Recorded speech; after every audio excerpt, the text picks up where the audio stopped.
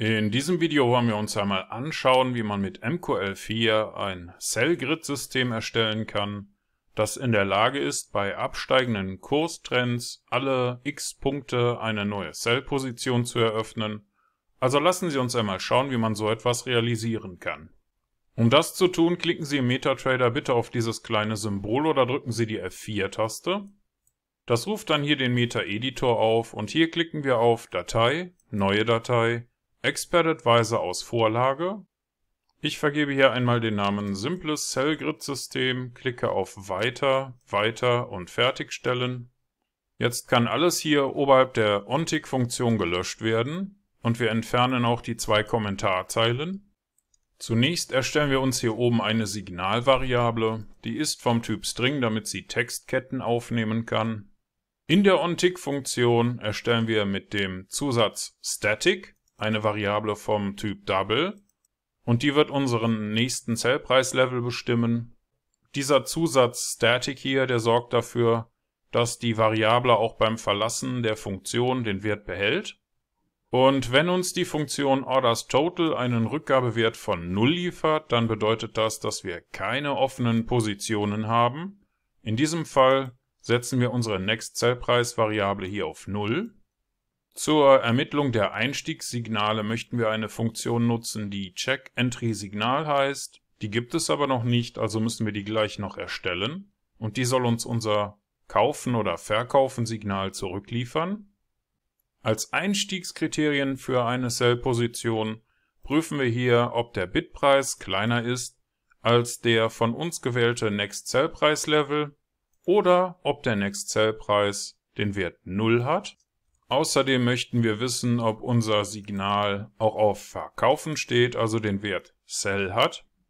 Wenn alle diese Bedingungen zutreffen, dann nutzen wir OrderSend für das aktuelle Währungspaar, um eine neue Verkaufsposition in Höhe von 10 Mikrolot zu eröffnen. Danach setzen wir den Wert für den nächsten Verkaufspreis auf einen Wert 30 Punkte unterhalb des aktuellen Bitpreises fest. Und damit wir auch was sehen, nutzen wir die Command-Ausgabe, die wird uns auf dem Chart den Bitpreis und den nächsten Cellpreis anzeigen. Soweit zur OnTick-Funktion. Aber damit wir diese Funktion hier nutzen können, müssen wir die jetzt programmieren. Unsere Funktion soll den Namen CheckEntrySignal haben und die wird uns einen Text zurückliefern. Wir prüfen hier, ob der Schlusskurs der letzten Kerze größer ist als der Eröffnungskurs für dieselbe Kerze. Und wenn das zutrifft, dann setzen wir unser Signal auf Buy, denn dann haben wir ein Kaufsignal. Im anderen Fall, wenn der Schlusskurs für Kerze 1 kleiner ist als der Eröffnungskurs, das wäre für uns ein Verkaufen-Signal. In dem Fall setzen wir unser Signal hier auf den Wert Sell. Zum Schluss nutzen wir den Return-Befehl, um unser Signal an das Hauptmodul zurückzuliefern. Und das war's auch schon soweit. Wenn Ihnen das hier zu schnell ging oder wenn Sie keine Ahnung haben, was alle diese Codezeilen hier bewirken sollen, dann möchten Sie sich vielleicht zunächst eines der anderen Videos aus dieser Grundlagenserie noch einmal anschauen. Vielleicht ist aber auch der Premium-Kurs interessant für Sie. Den finden Sie auf unserer Webseite. Da gibt's jetzt übrigens auch einen Link zu den Quelltexten für diese Basisvideos. Für den Moment klicken wir hier mal auf Kompilieren oder drücken die F7-Taste. Ich habe einen Fehler gemacht. Hier ist eine zusätzliche Klammer. Die muss noch entfernt werden.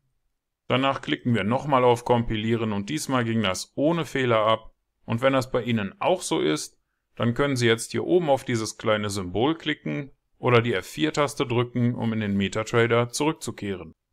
Und im MetaTrader klicken wir auf Ansicht, Strategietester oder drücken die Tastenkombination STRG und R. Bitte wählen Sie hier die neu erstellte Datei Simples Cell-Grid-System.ex4 aus, markieren Sie die Option für den visuellen Modus und starten Sie Ihren Test. Hier wurde die erste Position auch schon eröffnet und bei einem sinkenden Trend sehen wir, dass im gleichen Abstand mehrere Positionen hintereinander eröffnet werden. Unser Expert Advisor funktioniert also wie erwartet und Sie haben in diesem kurzen Video gelernt, wie Sie einen Cell-Grid Expert Advisor programmieren können und Sie haben das selbst getan mit diesen paar Zeilen hier in MQL4.